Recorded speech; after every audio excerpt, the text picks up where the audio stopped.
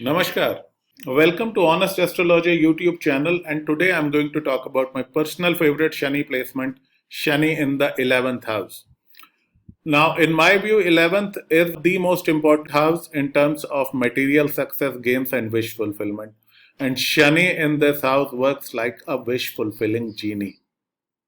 These people get almost everything that they desire in their life. Now, Shani in 2nd and 10th are two placements which I also like, but these two have to hustle very hard to get what they want. Shani in the 11th, on the contrary, is born with a silver spoon, or at least in very well-to-do families.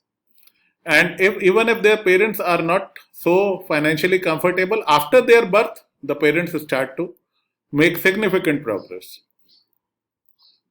They are usually born to very hard-working, hustling parents who ensure that they accumulate good inheritance for their children.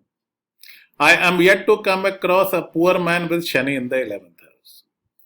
Best part, they don't have to work very hard. Their ancestors work hard and they enjoy the fruits of their labor.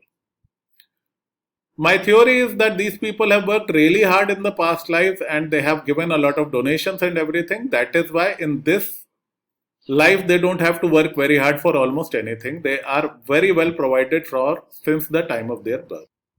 How important is it? I will tell you a legend from the Ramayana. So Raman, the demon king villain of Ramayana, he was the most powerful astrologer of his time. It is said he could command the planets to be arranged in the sky. So when his son Meghnad was about to be born, he had ordered every planet to go in a house which would give the best results to his son. For Shani, he chose the 11th house. And he ordered Shani Dev to stay in the 11th house at the time of birth of Meghnad. Every other planet obeyed Rama. Shani Dev, being Shani Dev, the Lord of Justice, knew that if Meghnad has an 11th house Shani, he would become invincible. So the moment Meghnad was about to be born, Shanidev slipped into the 12th house, making him vulnerable. Ravan became so angry that he broke the leg of Shanidev. That is how desperate he was to have a son with an 11th house Shani.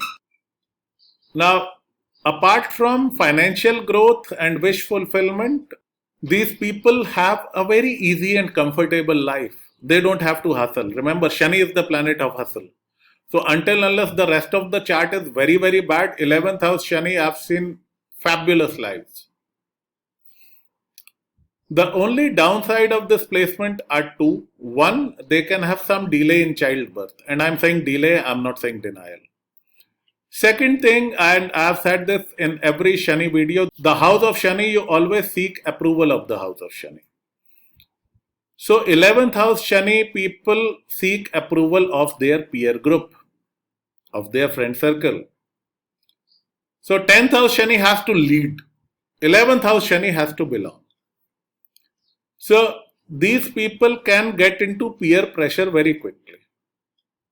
Their friends can make them do things for approval which they would otherwise not do. But again, I have seen that they usually have a wise parent who is able to help them navigate this problem. And with a little self-control and little parental guidance, these people are almost sure to overcome this problem as well. So if you have an 11th house Shani or your child has an 11th house Shani, thank God for it, you have a wish fulfilling genie. So until unless the rest of the chart is a real mess, 11th house Shani will give you a beautiful, comfortable life. Jai Shani Dev.